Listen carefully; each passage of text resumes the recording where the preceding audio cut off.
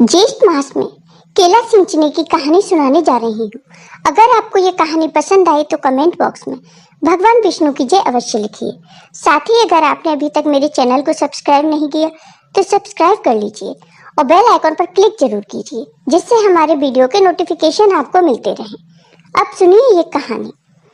किसी गांव में एक साहूकार और साहूकारनी रहते थे।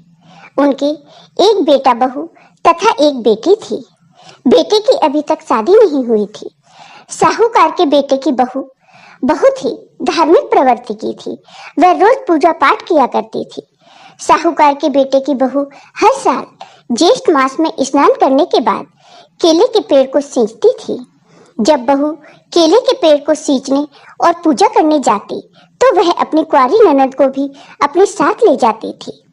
जब बहू केले के पेड़ को सींचती और पूजा करती तो वह मन ही मन कहती कि हे भगवान, अगर मुझे एक बेटा हो जाए तो मैं आपके साथ अपनी ननद का विवाह करा दूंगी।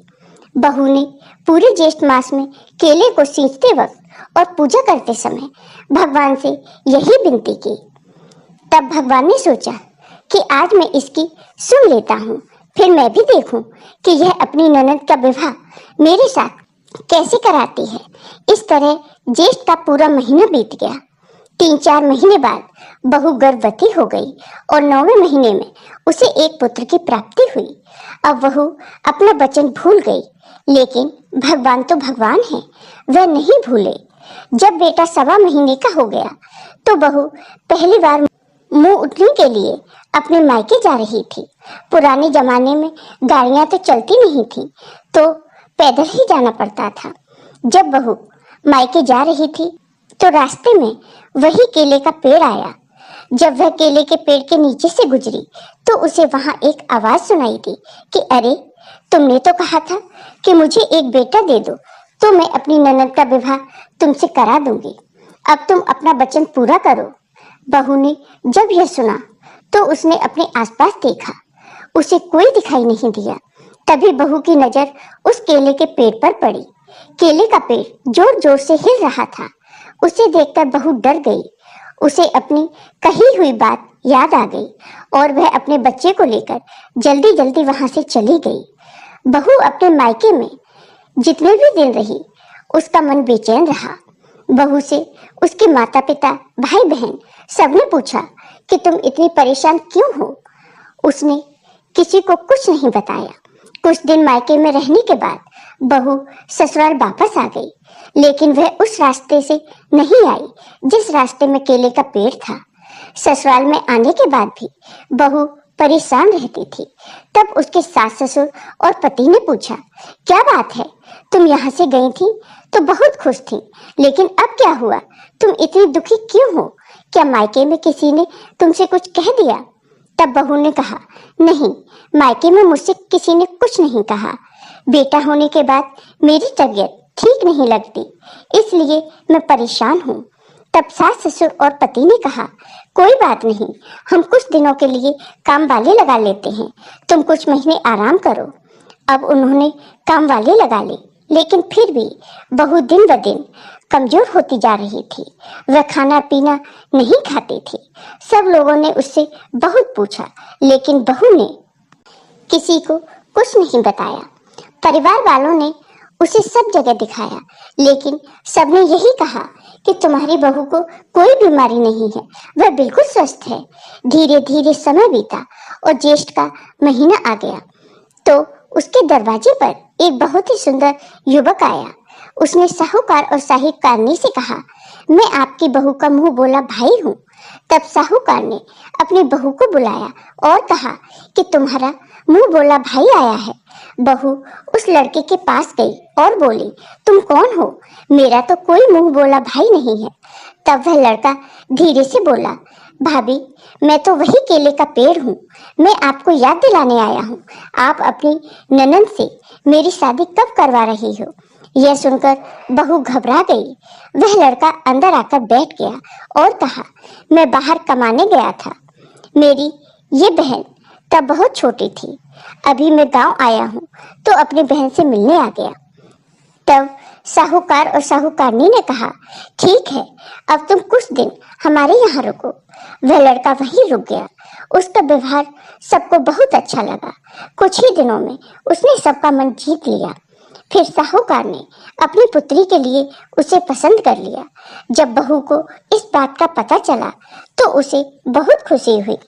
वह मन ही मन सोचने लगी कि अब मेरी परेशानी खत्म हो जाएगी अगर यह विवाह हो जाए। फिर कुछ दिनों बाद धूमधाम से साहूकार ने अपनी बेटी का विवाह उस युवक से कर दिया। फिर वह युवक अपनी पत्नी को लेकर वहां से चला गया। खुशी खुशी समय बीतने लगा और अब रक्षाबंधन का त्योहार आने वाला था। तो साहूकार दंपत्ति ने अपने बेटे बहू से कहा कि रक्षाबंधन का त्योहार आने वाला है, तुम दोनों राखी बंधवाने उसकी ससुराल चले जाना। बेटे ने कहा कि ठीक है, हम चले जाएंगे। लेकिन बहू परेशान हो गई। वह सोचने लगी कि अब मैं अपने पति को लेकर कहाँ जाऊंगी। उसी समय वह दौड़कर केले के पास गई और बोली, हे भगवान, आपने मेरी ननद से विवाह किया है। अब मेरे सास ससुर कह रहे हैं कि पहली राखी पर बहन के ससुराल जाना है। हे भगवान, अब मैं अपने पति को लेकर कहाँ जाऊं। तभी वहां आकाशवाणी हुई कि तुम रक्षाबंधन वाले दिन अपने पति को लेकर इसी पेड़ के पास आ जाना, सब ठीक हो जाएगा। लेकिन तुम 1:15 से ज्यादा यहाँ रुकना मत। बहू बहुत खुश हुई और अपने घर आ गई। फिर रक्षाबंधन का दिन आ गया तो बहू अपने पति और बच्ची के साथ उस पेड़ के पास पहुंची। तो उस पेड़ की जगह वहां बहुत सुंदर महल जैसा मकान बना हुआ था और खूब ठाट बाट था। बहू यह देखकर आश्चर्यचकित रह गई। अपने भाई भाभी को देखकर ननद बहुत खुश हुई और उसने अपनी भाभी से कहा कि आपके ज्येष्ठ माह के केले के पेड़ सींचने का मुझे बहुत ही सुंदर फल मिला है। बहन ने अपने भाई भाभी को राखी बांधी और भाभी ने भी अपने मुंह बोले भाई यानी कि भगवान को राखी बांधी। 1:15 बीतने पर बहू ने अपने पति से कहा कि अब हमें चलना चाहिए, बहुत देर हो गई है। लेकिन उसके पति का इतनी जल्दी घर जाने का मन नहीं था। तब बहू ने कहा, हमारा बच्चा बहुत परेशान है, अब हमें चलना चाहिए। तब बहू अपने पति के साथ वहां से निकल गई।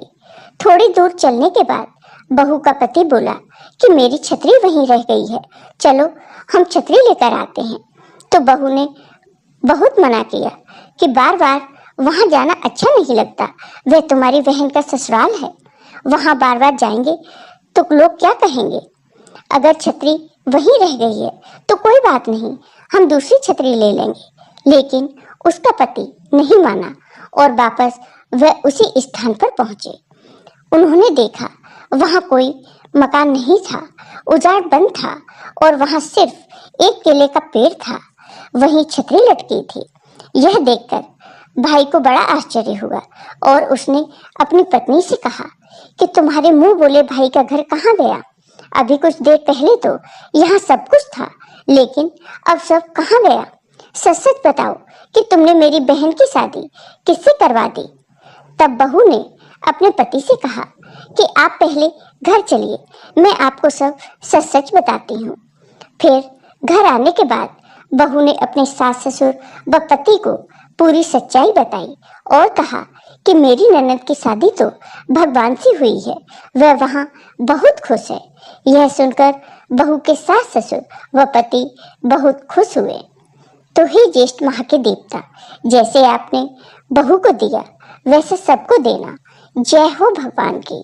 आपको ये वीडियो पसंद आया हो तो कमेंट बॉक्स में कमेंट करके जरूर बताइए। साथ ही मेरे वीडियो को ज़्यादा से ज़्यादा शेयर करिए। धन्यवाद।